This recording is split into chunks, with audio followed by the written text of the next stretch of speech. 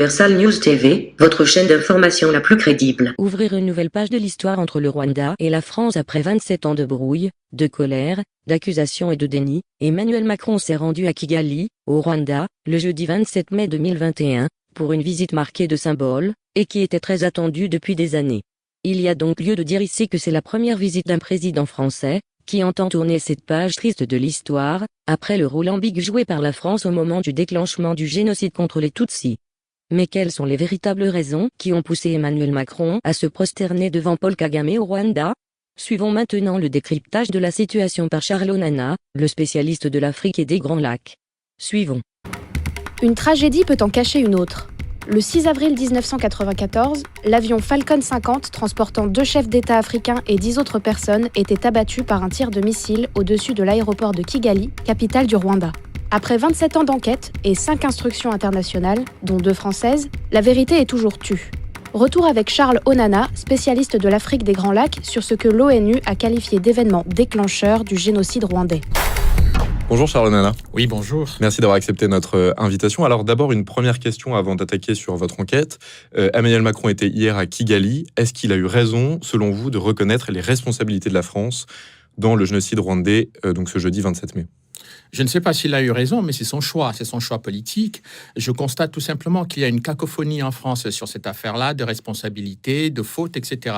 Il y a des anciens ministres qui disent que la France n'a pas commis de faute. C'est le cas, par exemple, du Premier ministre Édouard Balladur. Ça a été le cas de M. Bayrou et d'autres ministres, M. Védrine et d'autres. Mais il y a M. Sarkozy, lui, il a pensé qu'effectivement la France a commis des fautes, mais il ne les a jamais listées. À l'époque, il était porte-parole du gouvernement d'Édouard Balladur, dont je présume que son Premier ministre a eu beaucoup plus d'informations que lui.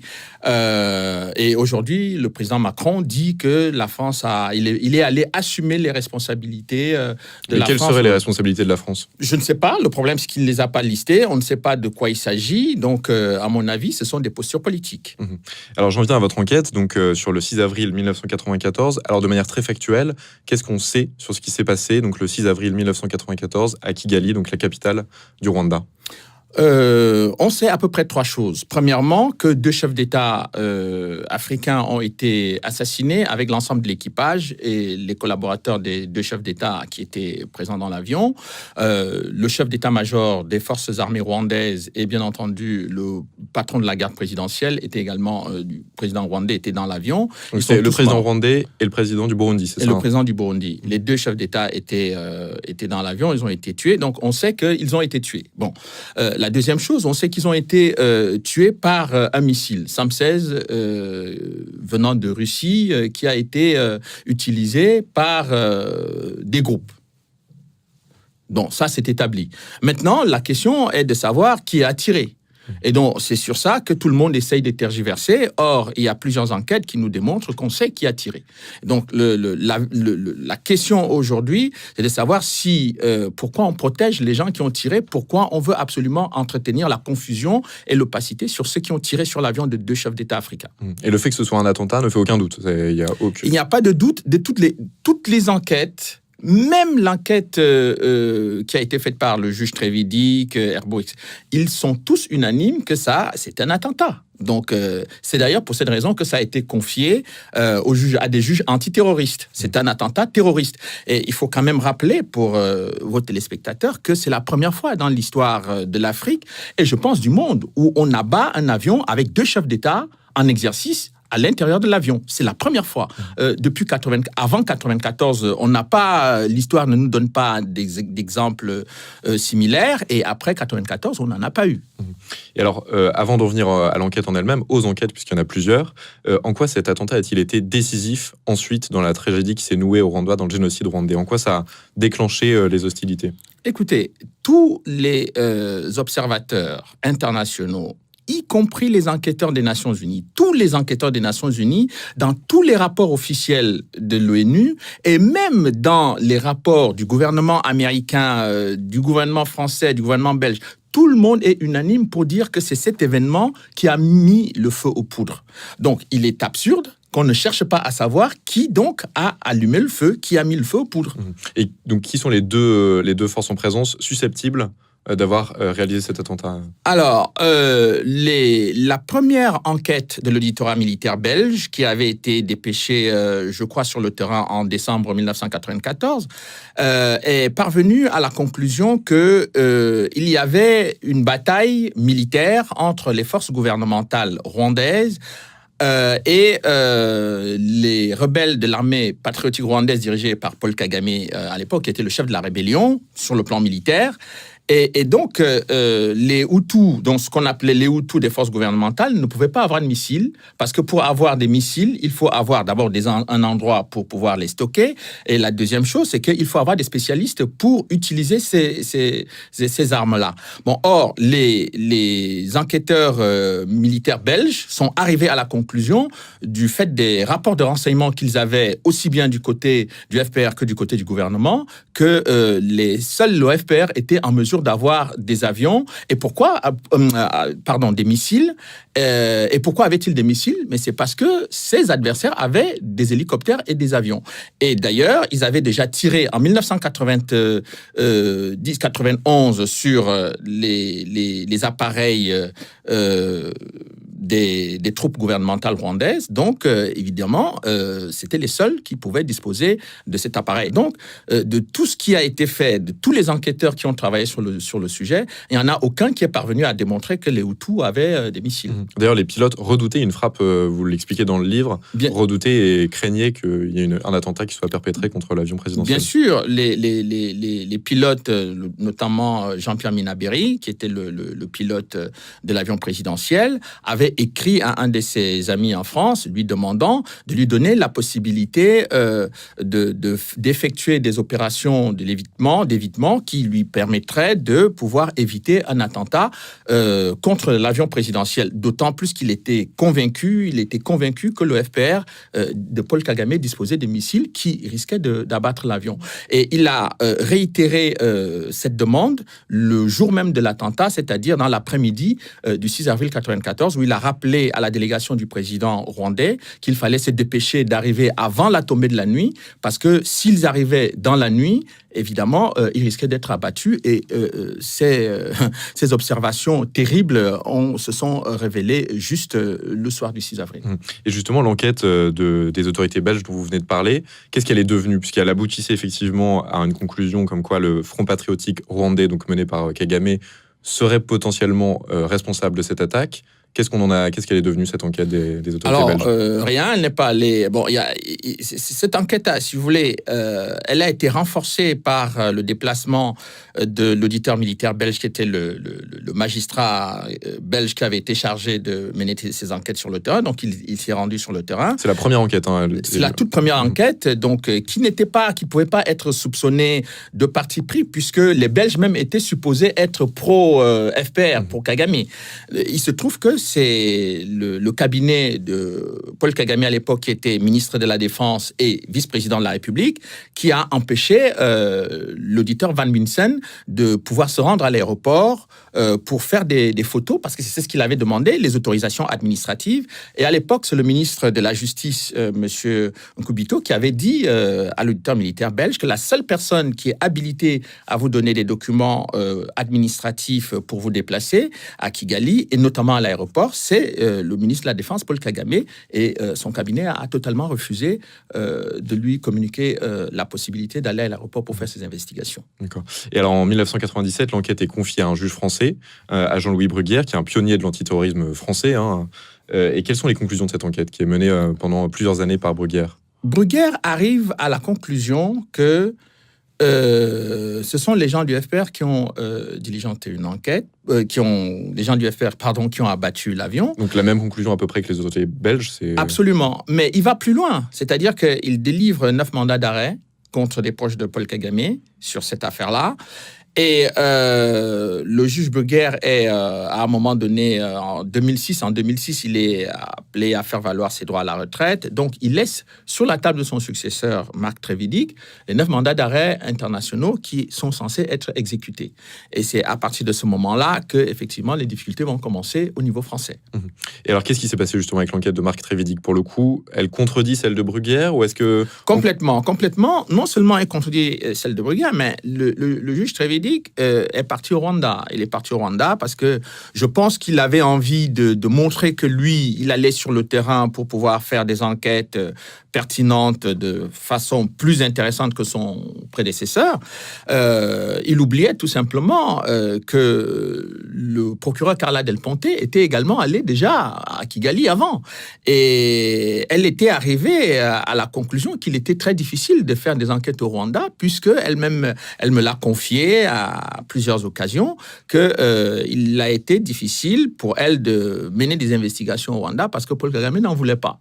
Bon, Marc Trevedic est parti. Bon, sauf que quand il est parti, le terrain sur lequel il était allé enquêter, c'est-à-dire à l'aéroport, la zone de l'aéroport, etc., avait déjà été investi plusieurs années auparavant, et par les troupes de Paul Kagame, et par des gens du régime, et aussi par une mission d'investigation britannique. C'est-à-dire la zone de crash, vous parlez de la zone du crash Absolument. de l'avion, était déjà polluée. polluée. Pour dire des choses de façon un peu triviale. Donc, vous savez très bien que dans un acte de terrorisme ou dans n'importe quel acte criminel, la première des choses que font les enquêteurs, c'est de protéger cette zone-là pour qu'il n'y ait pas d'intrusion, pour qu'il n'y ait pas de détérioration des éléments de preuve, etc. Mais dans le cas de l'enquête du juge Trevedic, eh bien, les Britanniques appelés par le gouvernement rwandais, sont passés plusieurs fois. Ils ont même eux-mêmes constaté qu'il y avait des morceaux d'épave qui avaient disparu, qu'il y avait des pièces de l'avion qui avaient disparu, que les gens ont volé ou utilisé pour la ferraille. Enfin, le site n'était plus viable pour une investigation et finalement, c'est ce qu'il a fait. Mais au terme de cette enquête, il arrive à la conclusion que, on ne sait pas. On ne sait pas qui a... Mais il fait quand même un rapport balistique et acoustique, c'est ça, pour essayer de reproduire le tir qui a exactement. Il demande... ils partent tous, avec tous ces experts, au Rwanda pour faire cette enquête balistique et acoustique. Le problème, c'est qui est surprenant quand on lit les éléments du dossier et quand on interroge les personnes qui étaient sur le terrain sur cette affaire-là, c'est que cette enquête balistique a été préparée. Donc, on ne comprend pas pourquoi on n'a pas compris tout de suite qu'il fallait introduire un acousticien. Donc, c'est 1 an après avoir fait l'enquête balistique que les membres de la commission d'enquête suggèrent au juge Bruguière, au juge Trevedic, de faire intervenir un acousticien. Et l'acousticien, qu'est-ce qu'il fait? Au lieu de partir à Kigali, comme tous ses collègues étaient partis à Kigali, lui, il va dans le Loiret, il va faire ses tests dans le Loiret, sur un terrain plat, pour nous dire exactement les lieux d'où seraient partis les tirs à Kigali, ce qui est totalement... Alors que Kigali c'est situé, c'est vallonné, c'est ça? Oui, c'est une ville de collines. C'est une ville de collines, donc il est très difficile de démontrer à partir de Paris, à partir du Loiret, quels sont les lieux de tir au Rwanda. Donc, et ça, tous les experts indépendants ont attesté que cette expertise acoustique était erronée, fallacieuse et qu'elle n'était pas professionnelle. En tout cas, ils sont arrivés, et il y a eu des analyses, mais extrêmement fines, qui ont été faites, y compris par des militaires, dont des spécialistes des missiles, qui ont démontré que cette enquête ne pouvait pas tenir debout, et les familles de victimes, et notamment les parties civiles, ont saisi le juge Trevedic pour demander des contre-expertises. Moi-même, j'ai interrogé des magistrats sur la nécessité de faire des contre-expertises dans ce type de dossier, et m'ont dit, en général, le magistrat autorise les contre-expertises pour faire droit, n'est-ce pas, aux parties civiles. À la demande des parties civiles. Sauf que dans ce cas-là, eh bien, le juge Trevedic a considéré qu'il avait une pièce à conviction. Il était hors de question de reprendre des contre-expertises sur cette enquête acoustique. Mais justement, par rapport à l'enquête du juge Trevedic, vous laissez entendre dans le livre qu'il a pu subir des pressions politiques dès le début d'ailleurs de son enquête. Il aurait même été prévenu, voire par Kagame lui-même. Qu'est-ce qui vous permet d'affirmer ça, qu'il y a eu des pressions politiques sur un juge français et ensuite des pressions même médiatiques? Vous parlez de pressions médiatiques de la part du régime de de Kagame? Qu'est-ce qui vous permet Alors, d'affirmer une chose pareille? le juge Trevedic lui-même a dit qu'il subissait des pressions sur ce dossier-là et sur Il l'a bien reconnu d'autres. lui-même, en fait. Il a dit lui-même.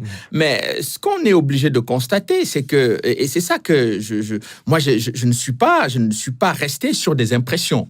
J'ai essayé de regarder comment le juge a travaillé. Et pour cela, il fallait que je mette le nez dans le dossier et que je regarde les différentes étapes que le juge a pu effectuer dans son travail d'investigation. Et je me rends compte qu'il y a beaucoup de témoins qui ne sont pas interrogés, et pas des petits témoins, des témoins importants, notamment le colonel Luc Marchal, qui était le commandant des casques bleus belges au Rwanda, qui était en charge de la sécurité de la ville de Kigali, et donc de l'aéroport de Kigali. Et donc, il a demandé au juge Trevedic, au juge Herbeau, de venir, c'est lui qui a succédé au juge Trevedic, il a dit qu'il avait des éléments à communiquer, parce qu'il y avait des éléments troublants, et il a pu me montrer son carnet de bord, et on a vu un certain nombre de personnes qui étaient susceptibles d'être interrogées, qui n'ont pas été interrogées. Et il y a le commandant du camp Kanombe, là où l'acousticien du juge Trevedic dit que les tirs seraient partis. Donc du côté Hutu, du côté Hutu, gouvernemental. mais qui n'a jamais été interrogé. Et donc, on ne comprend pas.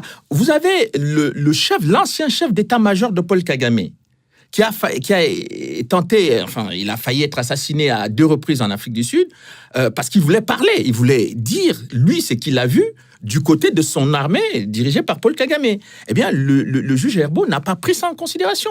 Donc, il y a une série de choses, des dysfonctionnements, mais tout à fait incroyables qu'on découvre dans ce dossier, et on ne comprend pas pourquoi les juges ne font pas leur travail comme le juge Bruguière l'a fait jusqu'au bout.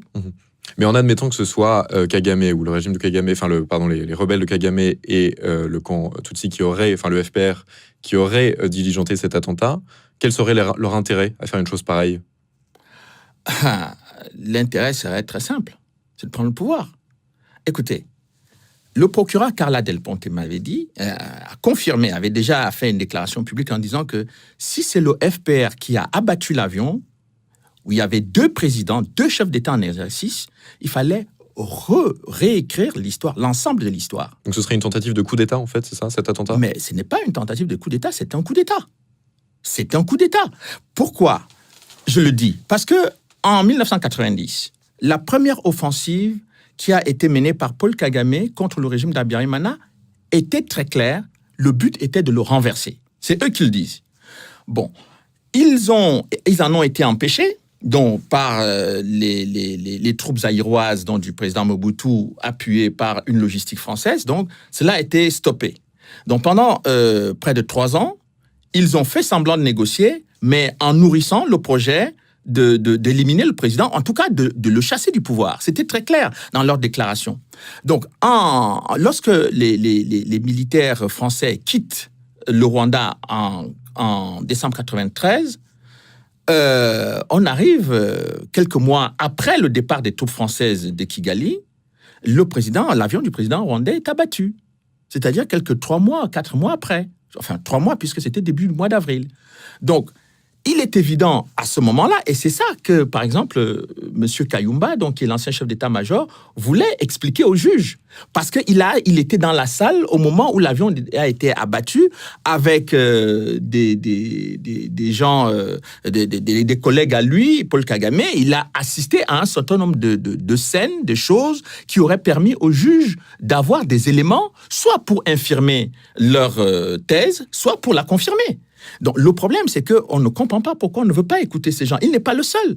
Il y a, par exemple, d'autres personnes qui ont assisté, qui connaissent les gens qui ont utilisé, qui étaient dans leur propre camp, spécialisés dans l'utilisation des missiles SAM-16. Et donc, ces gens-là ont voulu également communiquer des informations au juge, mais il y a beaucoup qui en ont été empêchés. D'autres ont été assassinés par les Rwandais. Donc, on ne comprend pas. Et c'est ça qui est important, qu'il faut retenir dans cette affaire-là, c'est que comment peut-on assassiner des gens qui veulent parler à des juges?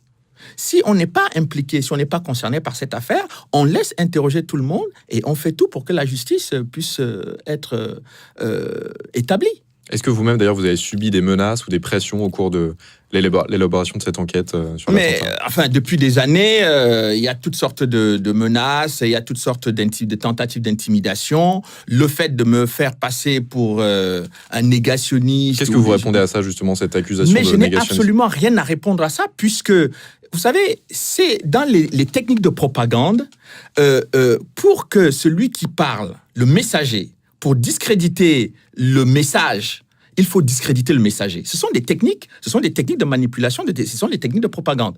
Donc, vous aurez remarqué que personne n'a jamais attaqué mes livres. Jamais. Aucun des livres que j'ai écrits sur le Rwanda n'a été...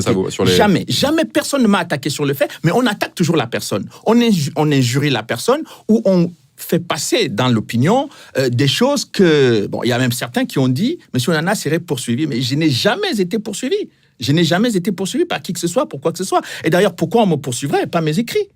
Donc, vous voyez qu'il y a dans cette affaire-là un dysfonctionnement dans le procédé qui est utilisé pour discréditer le message que je fais passer. Et ce n'est d'ailleurs pas pour rien que certains médias en France n'ont pas voulu, ne veulent pas que je m'exprime. Donc, si les gens sont convaincus qu'ils ont raison. Moi, je ne prétends pas détenir la vérité. J'ai fait des recherches, j'ai découvert des choses.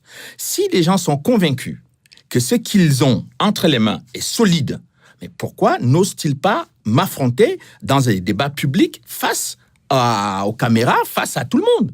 Donc, quand on utilise des artifices en faisant passer des messages sous la table en disant « Oh, surtout ne l'invitez pas » ou « Il ne doit pas venir là parce que lui, ses messages, etc. » C'est pas très sérieux, c'est pas très démocratique d'abord comme procédé.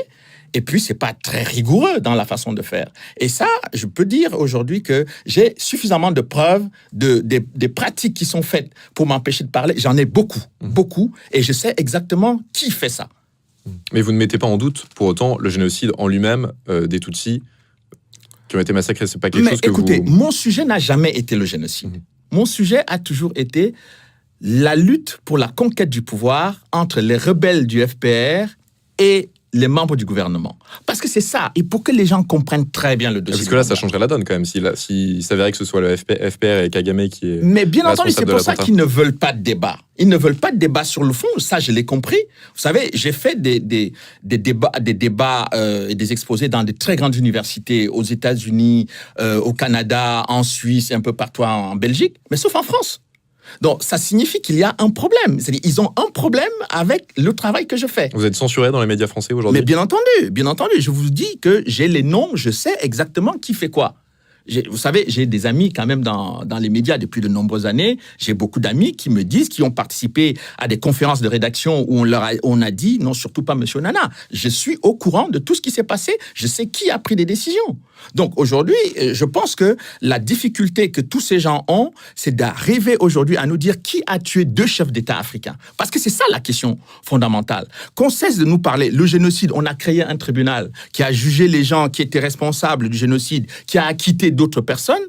Mais 2 chefs d'État africains, c'est la première fois dans l'histoire de l'Afrique et du monde où on a 2 chefs d'État qui sont abattus dans un attentat terroriste. Quand il y a eu le Premier ministre libanais, M. Rafik Hariri, qui avait été tué, il y a eu une commission d'enquête internationale pour faire la lumière sur cet attentat. Pourquoi 2 chefs d'État africains doivent passer comme enfin, leur assassinat doit être un non-événement. Et c'est ça que je n'accepte pas. Et je n'accepterai jamais de laisser passer cette affaire-là sous silence comme on a voulu. Et c'est ça qui me pose problème. Et c'est ça qui pose... Moi, ça ne me pose pas problème. C'est ça qui pose problème à tous ceux qui ne veulent pas que je parle. Parce que je mets le doigt sur le cœur du sujet. Le cœur du sujet, c'est l'attentat. C'est pas le génocide. Le génocide, c'est un élément qui est arrivé après l'attentat. Donc, d'ailleurs, eux-mêmes, ils sont tous unanimes pour dire que le génocide a commencé le 7. Mais l'attentat a eu lieu le 6 avril. Qui sont les gens qui ont abattu l'avion de 2 chefs d'État et de leurs collaborateurs? Vous pensez qu'on connaîtra la vérité un jour? On connaît déjà la vérité, mais on ne veut pas l'officialiser. Et une dernière question, Charles Onana, comment est-ce que vous jugez aujourd'hui le régime de Paul Kagame après 27 ans de pouvoir? Mais c'est une dictature atroce. Je pense l'une des pires dictatures que l'Afrique ait jamais connue depuis les indépendances. Il n'y a pas d'équivalent. Aujourd'hui, le Rwanda ne s'entend avec aucun de ses voisins. Aucun, strictement aucun. Y compris avec Museveni, c'est-à-dire que le régime de Museveni qui les a accompagnés pour la prise du pouvoir au Rwanda en 1994. Le Rwanda ne s'entend pas avec le Burundi, ne s'entend pas avec la Tanzanie, ne s'entend pas avec la RDC. Les Congolais, aujourd'hui, c'est la première fois dans l'histoire de l'Afrique et du Congo où vous avez plus de 6 millions de morts tués par les troupes qui sont venues du Rwanda et de l'Ouganda. Mais le Rwanda a continué à piller les richesses. Il y a une pile de rapports comme ça sur la table des Nations Unies, sur le rôle de Kagame et de ses troupes au Rwanda, au Congo, à RDC. Ils sont même en train de menacer de mort le prix Nobel, le seul prix Nobel de la paix de la région, le docteur Mukwege, parce qu'ils demandent la vérité et des poursuites sur les gens qui commettent des crimes et des viols en République démocratique du Congo. Donc c'est une erreur de la part d'Emmanuel Macron, avant lui Nicolas Sarkozy, de s'afficher ainsi avec Kagame? Il donne un très mauvais signe aux démocrates africains, c'est-à-dire qu'aller constamment se prosterner devant celui que beaucoup de spécialistes et d'experts considèrent comme le dernier criminel de guerre vivant. Donc on ne peut pas comprendre que quelqu'un qui a un tel CV dans les crimes contre l'humanité, dans les crimes de guerre, eh bien, soit celui qui est adulé à Paris. Et je ne comprends d'ailleurs pas que tous les médias français se mettent à encenser quelqu'un qui a un tel curriculum vitae et en même temps ils disent que l'Afrique est truffée de dictateurs. Combien de chefs d'État africains ont commis un attentat terroriste contre leurs homologues? Il n'y en a pas. Le seul, c'est celui du 6 avril 1994. Et ça, je crois qu'il va falloir à un moment donné qu'on donne des explications pourquoi on veut protéger Kagame dans cette affaire-là. Pourquoi ? Merci beaucoup, Charles Onana, d'avoir répondu à nos questions. Je rappelle votre livre Enquête sur un attentat, c'est publié aux éditions de l'Artilleur. Merci beaucoup de nous avoir suivis. N'hésitez pas à partager et à commenter cette publication. Merci beaucoup, Charles Onana, d'avoir répondu à nos questions. À la veille des commémorations du génocide le 5 avril 2019, Emmanuel Macron a décidé de se rendre au Rwanda. Il a alors affirmé s'être engagé auprès du président Kagame pour que le génocide des Tutsis occupe toute sa place dans la mémoire collective des Français. L'objectif ici n'est vraiment pas de faire éclater la vérité, mais de se servir de cette circonstance pour trouver une issue politique permettant de normaliser les relations entre la France et le Rwanda. Ici, Christine Muriel, pour Universal News TV. Merci de suivre Universal News TV sur YouTube. Nous vous rassurons que les informations que nous diffusons au quotidien sont suffisamment crédibles. Alors, n'hésitez pas à liker la vidéo si elle vous plaît, et si vous êtes nouveau sur la chaîne. N'oubliez pas de vous abonner et d'activer la cloche de notification pour ne pas rater nos prochaines vidéos.